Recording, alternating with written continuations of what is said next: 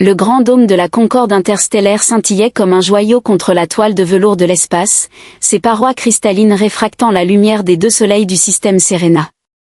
Des délégués de centaines de civilisations se pressaient, leur langue formant une symphonie de sons et de tonalités mélodiques.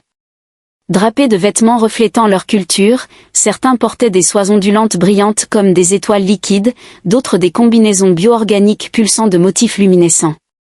Lyra, une diplomate Aoran, se tenait à l'écart, son teint translucide émettant une douce lueur bleue, reflet de son humeur calme et détachée. Elle avait assisté à d'innombrables sommets où les promesses s'évaporaient souvent une fois la conférence terminée. Son attention fut attirée par un humain assis à une table modeste, penché sur un projecteur holographique défaillant. Ses cheveux bruns en désordre et son expression mêlant frustration et concentration intriguaient Lyra, observatrice par nature. Le sourire discret qu'il affichait lorsque l'appareil fonctionnait enfin retint particulièrement son attention. Curieuse, elle s'approcha, son bioluminescence s'atténuant pour rester discrète. « Besoin d'aide ?» demanda-t-elle. Surpris, il leva les yeux. « Oh, Salut !» répondit-il, balbutiant légèrement.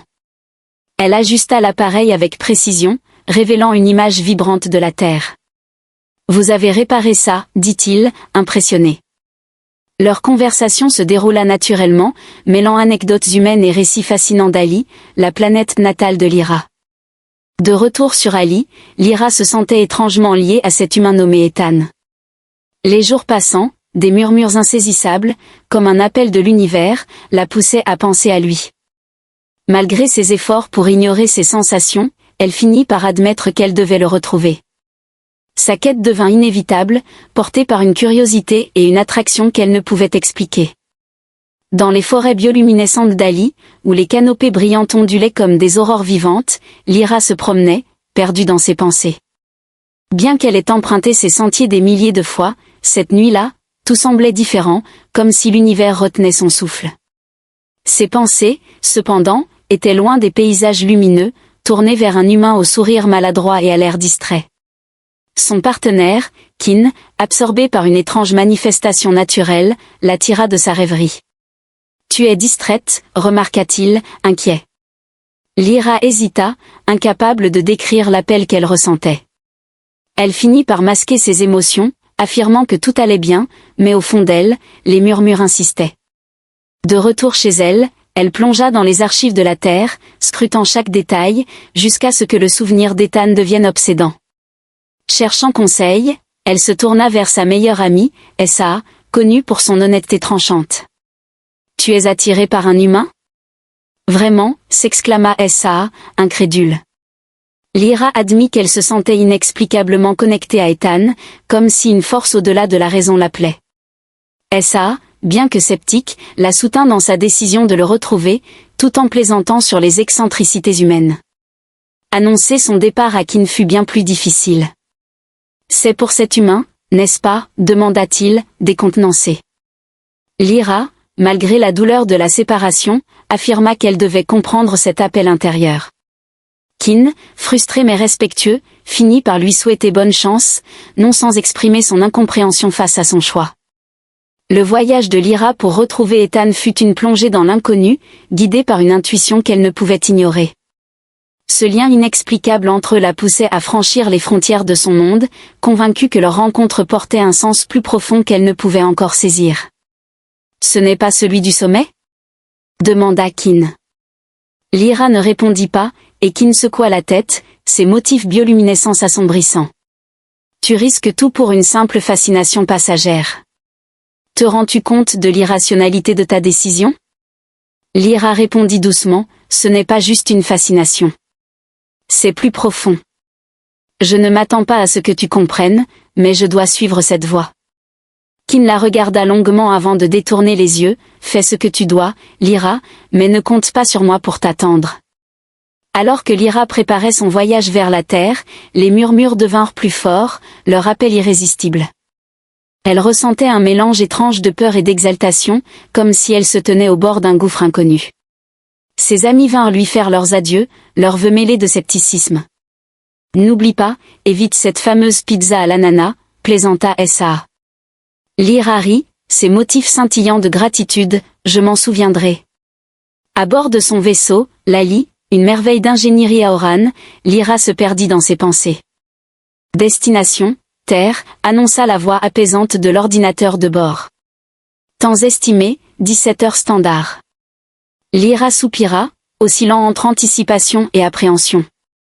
Et si Ethan ne se souvenait pas d'elle? Ses pensées furent interrompues par une alerte, objet non identifié à proximité.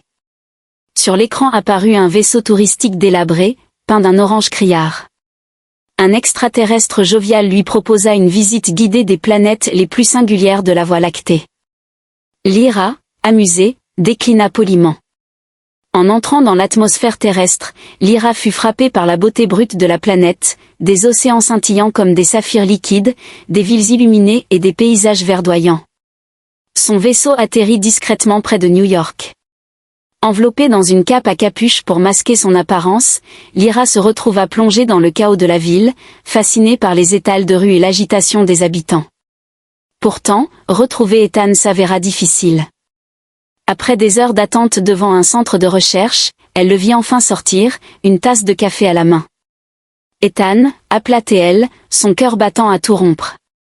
Il leva les yeux, surpris, avant qu'un sourire incrédule n'éclaire son visage. « Lyra ? Qu'est-ce que tu fais ici ?» Elle répondit simplement, « Je suis venue te chercher. » Leur conversation, ponctuée par l'émerveillement d'Ethan et la sincérité de Lyra, les rapprocha rapidement. Ils explorèrent la ville ensemble, Lyra s'émerveillant de la diversité et du chaos humain. Au Central Park, elle observa des familles, des musiciens de rue et des chiens joueurs. « La terre est si chaotique, murmura-t-elle. Ethan sourit, c'est ce qui fait son charme. Tandis qu'ils marchaient côte à côte, Lyra sentit enfin les murmures s'apaiser, remplacés par une paix profonde qu'elle n'avait pas ressentie depuis des semaines. Au cœur de Central Park, un chien doré s'approcha joyeusement, sa queue remuant frénétiquement. Lyra s'agenouilla, fascinée par l'animal, et tendit une main prudente. « C'est un Golden Retriever », expliqua Ethan, amusé. « Ils sont amicaux par nature. » Lyra sourit en caressant le pelage soyeux. Les animaux de la Terre semblent si connectés à leurs humains. Ethan hocha la tête. Ils le sont, souvent bien plus que nous ne le réalisons. Alors que le soleil déclinait, baignant la ville d'une lumière dorée, Ethan et Lyra s'assirent sur un banc, contemplant les reflets dans le lac voisin. « Pourquoi as-tu vraiment traversé la galaxie ?» demanda Ethan, son ton plus sérieux. Lyra prit un moment avant de répondre. « Je ne savais pas pourquoi au début. Mais maintenant, je crois que c'est parce que tu représentes quelque chose que je n'ai jamais expérimenté, une spontanéité, une authenticité. » Ethan rit doucement. « Tu as beaucoup de foi pour quelqu'un que tu ne connais presque pas », Lyra haussa les épaules. « Parfois, il faut suivre ce qui semble juste, même si cela défie toute logique. » Leur échange dura jusqu'à ce que la nuit enveloppe la ville. Lyra réalisa que ses murmures intérieurs s'étaient entièrement tus. En marchant à côté d'Ethan sous les étoiles scintillantes de la Terre, elle comprit que son voyage n'était pas seulement une quête pour le retrouver, mais pour découvrir une partie d'elle-même qu'elle n'avait jamais connue. Un Golden Retriever s'approcha en remuant la queue frénétiquement.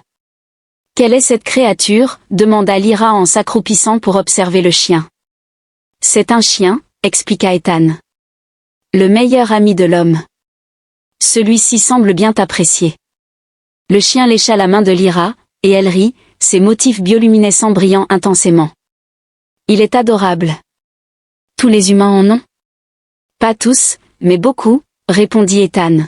« Ils sont loyaux, affectueux et parfois, un peu baveux. » Tandis que le maître rappelait le chien, Lyra observa en souriant, « Je pense que j'aime bien le chaos de la Terre. » Ethan sourit. Ravi de l'entendre. « Mais je dois te prévenir, il y a bien plus sur cette planète que ce qu'on voit. » Plus tard dans la soirée, Ethan invita Lyra chez lui. Son appartement, modeste mais chaleureux, était rempli de livres, de gadgets et de plantes en pot. « Bienvenue dans mon humble demeure, dit-il en faisant un geste théâtral. « Ce n'est pas grand-chose, mais c'est chez moi. » Lyra regarda autour d'elle, ses motifs scintillants de curiosité. « C'est charmant, bien que je ne m'attendais pas à ce que les humains aient autant d'objets. » Ethan rit. « Oui, on accumule beaucoup de choses. La plupart sont inutiles, mais certaines ont une valeur sentimentale. Il prit une petite figurine représentant un astronaute. Mon père me l'a offert quand j'étais enfant. C'est ce qui m'a inspiré à devenir scientifique. Alors qu'ils discutaient, Lyra remarqua un appareil cylindrique émettant un léger bourdonnement sur le bureau d'Ethan. « Qu'est-ce que c'est » demanda-t-elle. Les yeux d'Ethan s'illuminèrent. « C'est mon dernier projet, un analyseur de résonance neuronale. Il mesure les ondes cérébrales et détecte des anomalies potentielles. » Lyra inclina la tête. « Pourrait-il détecter le lien que je ressens avec toi ?» Ethan hésita. « Peut-être, mais il est encore au stade expérimental. » Lyra répondit avec détermination, « Essayons. » Ethan installa l'appareil et fixa un capteur sur la tempe de Lyra. L'analyseur projeta un hologramme montrant un réseau complexe d'activités neuronales. Ethan regarda les données avec fascination. « C'est incroyable » murmura-t-il. « Tes motifs neuronaux sont uniques. Ils résonnent avec quelque chose. » Lyra fronça les sourcils. « Avec quoi ?» Ethan ajusta l'appareil. « Je ne suis pas sûr, mais c'est puissant. C'est presque comme si nos motifs neuronaux s'accordaient. » Lyra l'observa avec un mélange de curiosité et d'appréhension. « Qu'est-ce que cela signifie ?» Ethan répondit, son regard sérieux, « Je ne sais pas encore, mais nous allons le découvrir. » Alors que l'analyseur continuait à émettre un léger bourdonnement, Lyra ressentit une chaleur s'étendre en elle, accompagnée d'un murmure mélodique. Les chuchotements qu'elle entendait depuis des semaines devinrent clairs, révélant une vérité indéniable, son voyage ne faisait que commencer. Ethan tapa furieusement sur sa tablette, cherchant des réponses. Les motifs neuronaux de Lyra pulsaient en synchronisation avec les siens, une interaction sans précédent. « C'est plus qu'inhabituel », déclara Ethan. « C'est inédit. » Lyra, pensive, répondit doucement, « Sur Ali, nous croyons que certains liens transcendent le physique, qu'ils sont écrits dans le tissu même de l'existence. » Ethan haussa les sourcils. « Tu parles de destinée ?» Lyra sourit légèrement. « Nous appelons cela le fil éternel, une connexion indéfectible qui lie deux êtres à travers le temps et l'espace. » Leur discussion fut interrompue par un bip fort de l'analyseur. Un nouveau signal s'afficha, pulsant en synchronisation avec les motifs neuronaux de Lyra. « C'est un signal » murmura Ethan, intrigué. « Une résonance à basse fréquence intégrée à ton activité neuronale. » Lyra s'avança. « Un signal venant d'où » Ethan hésita. « Ce n'est pas de la Terre, ni d'Ali. Cela vient d'ailleurs, comme un signal de balise. » Avant qu'il ne puisse approfondir, un coup fort retentit à la porte. Ethan échangea un regard avec Lyra. « Tu attends quelqu'un » demanda-t-elle. « Non » répondit Ethan prudemment. Il ouvrit la porte pour trouver sa voisine Marcy, les bras chargés de sacs. « Ethan, mon réplicateur a encore un problème, et maintenant j'ai une lasagne coincée entre phase solide et énergétique. » Ethan soupira. « Une lasagne ?» Lyra étouffa un rire tandis qu'il acceptait de l'aider. Seule dans l'appartement, Lyra examina les données. Le signal, bien que faible, semblait vivant, un pouls rythmique qui résonnait en elle. Soudain, une vibration se fit sentir sous ses pieds, s'intensifiant. Ethan, appela-t-elle avec urgence. Le bourdonnement devint plus fort, et l'affichage holographique scintilla de manière erratique. Quand Ethan revint, le visage marqué par l'échec culinaire de Marcy, Lyra lui fit part de l'intensification du signal. Il observa l'écran, son expression devenant grave. Ce signal, ce n'est pas normal. Les motifs bioluminescents de Lyra vacillèrent d'inquiétude. Ça pourrait nous suivre ? Ethan se figea, les yeux écarquillés. Si c'est le cas, il faut découvrir qui ou quoi se cache derrière ça. Tandis qu'ils analysaient les données, le bourdonnement dans la pièce s'intensifia, vibrant à travers les murs. La tablette d'Ethan émit un bip strident, affichant de nouvelles coordonnées. « Qu'est-ce que c'est » demanda Lyra. Ethan fixa les coordonnées, l'esprit en ébullition. « C'est un endroit, quelque part dans le désert du Nevada. » Les motifs de Lyra s'illuminèrent de détermination. « Alors c'est là que nous devons aller. » Ethan hésita. Lyra, on ne sait pas ce qu'on va trouver. Ça pourrait être dangereux. Lyra croisa son regard, sa voix ferme, je n'ai pas traversé la galaxie pour reculer maintenant. Quoi qu'il arrive, nous affronterons ça ensemble. Ethan hocha la tête, un mélange d'appréhension et de résolution sur le visage. Très bien. Allons voir ce qui nous attend dans le désert. En route, Ethan ne put s'empêcher d'ajouter une touche d'humour. Juste pour que tu saches, le désert du Nevada abrite aussi la fameuse zone 51. Si on croise une bande de complotistes, ce sera ta faute. Lyra esquissa un sourire. J'assumerai pleinement. Malgré la gravité de leur mission, Ethan avait une façon de rendre les situations les plus intimidantes plus supportables. Le désert s'étendait à perte de vue, une mer de sable doré ondulant sous le soleil de midi. Ethan plissa les yeux, ajustant ses lunettes de soleil. « Tu es sûr que c'est ici ?» demanda-t-il, regardant les coordonnées sur sa tablette. Lyra inclina la tête, ses motifs scintillant légèrement. « Le signal est le plus fort ici. » « J'en suis certaine. » Ethan soupira, observant le paysage aride. « Génial, on a suivi une piste intergalactique jusqu'au milieu de nulle part. Si on trouve un buisson roulant avec un message secret, je rends les armes. » Alors qu'ils avançaient, un bourdonnement faible commença à résonner dans l'air, devenant plus fort à chaque pas. Ils arrivèrent devant une formation rocheuse, à la base de laquelle se trouvait une trappe métallique à moitié enfouie sous le sable.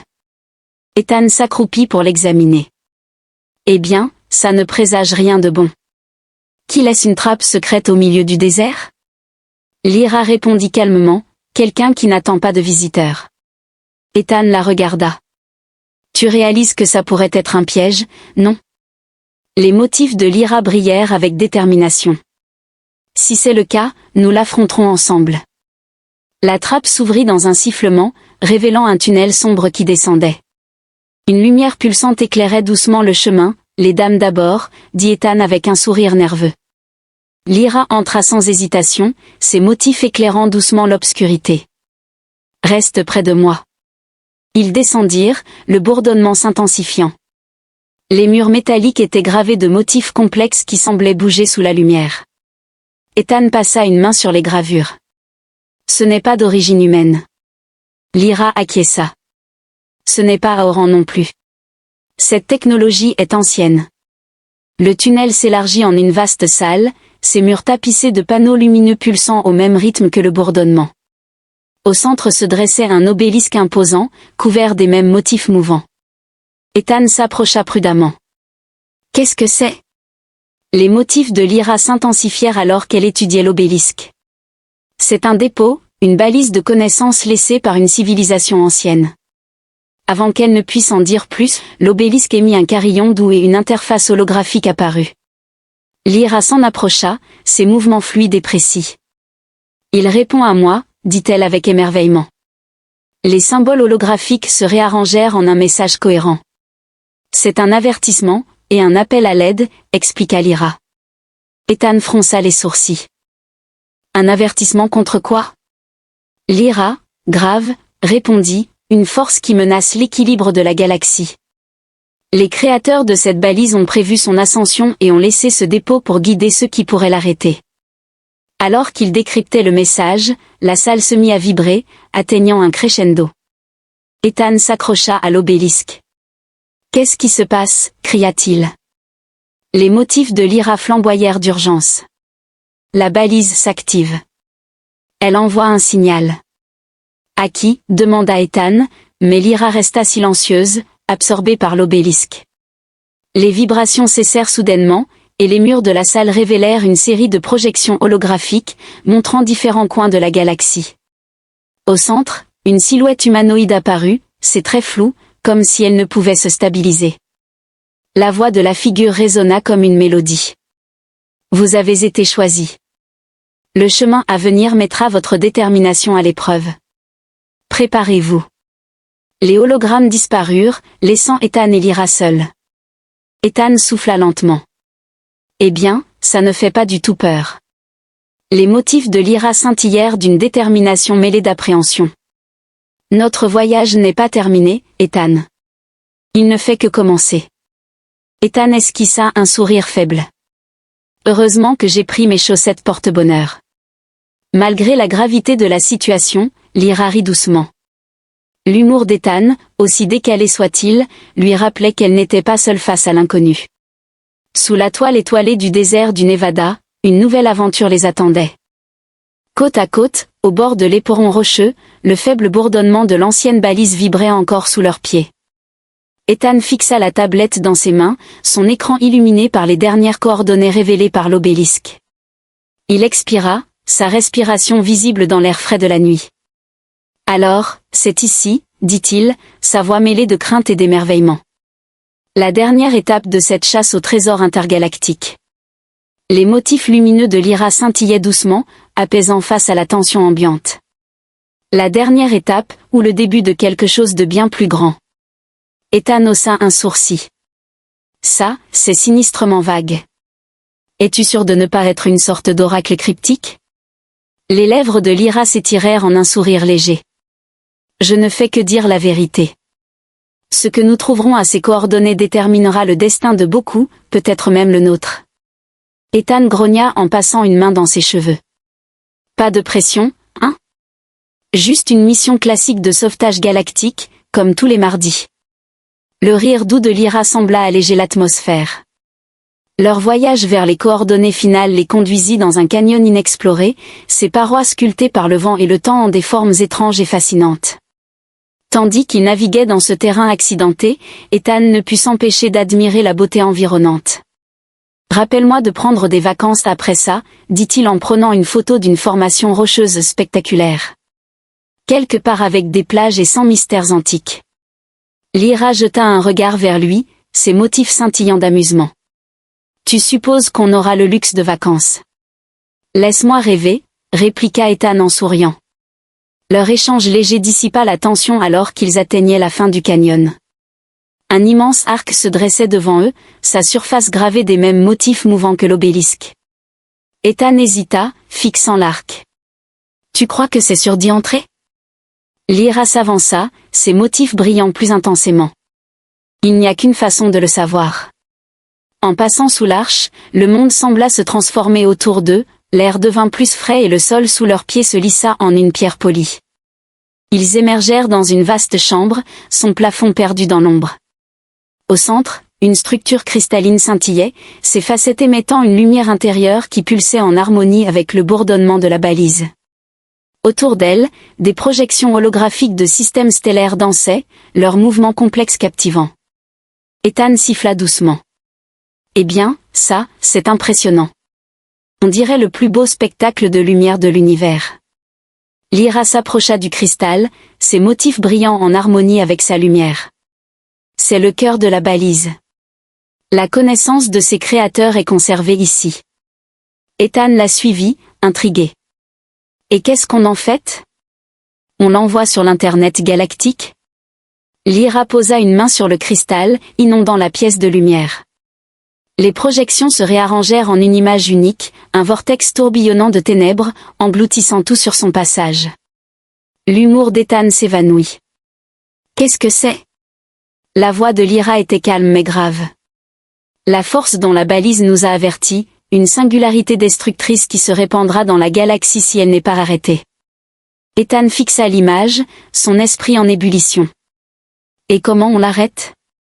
La lumière du cristal pulsa et une nouvelle projection apparut, un appareil complexe, ses composants irradiants d'énergie.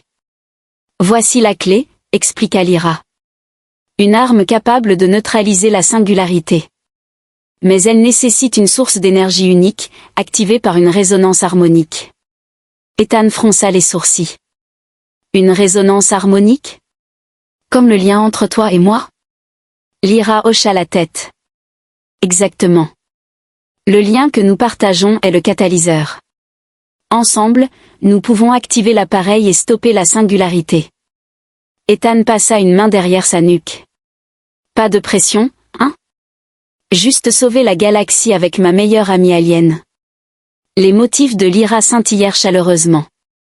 Tu as affronté chaque défi avec courage et humour. Je n'ai aucun doute que tu réussiras. Le processus d'activation de l'appareil fut à la fois complexe et intense. Sous la direction de Lyra, leurs mouvements étaient parfaitement synchronisés. La lumière du cristal devint plus vive, son bourdonnement vibrant avec leur énergie combinée. Lorsque l'appareil s'activa, Ethan ressentit une chaleur intense, comme si l'univers lui-même s'alignait autour d'eux. « C'est incroyable », dit-il, émerveillé. Lyra sourit. « C'est le fil éternel, le lien qui nous unit. » L'appareil émit une dernière impulsion d'énergie, et l'image de la singularité commença à se rétracter, sa noirceur remplacée par la lumière. Ethan expira, soulagé. « On l'a fait ?» Les motifs de Lyra brillèrent intensément. Oui, la singularité a été neutralisée. Alors qu'ils émergeaient de la chambre, les premiers rayons de l'aube baignaient le canyon de teintes dorées et rosées. Ethan regarda Lyra, un sourire se dessinant sur ses lèvres. C'était une sacrée aventure. Et maintenant? Le déjeuner? Sauver une autre galaxie? Lyra rit doucement. Peut-être devrions-nous commencer par déjeuner. Ethan sourit. Je connais un excellent endroit à Vegas. Il ne pose pas de questions, même si tu brilles. Les motifs de Lyra scintillèrent d'amusement. Alors, mène la marche, Ethan. Je te fais confiance. Tandis qu'ils marchaient côte à côte, le poids de leur périple s'était allégé, remplacé par un sentiment d'accomplissement et de connexion. Ensemble, ils avaient affronté l'inconnu et en étaient sortis plus forts. Leur lien était indéfectible. L'aventure était loin d'être terminée, mais pour l'instant, ils savouraient l'instant présent, prêts à affronter ce que l'univers leur réservait.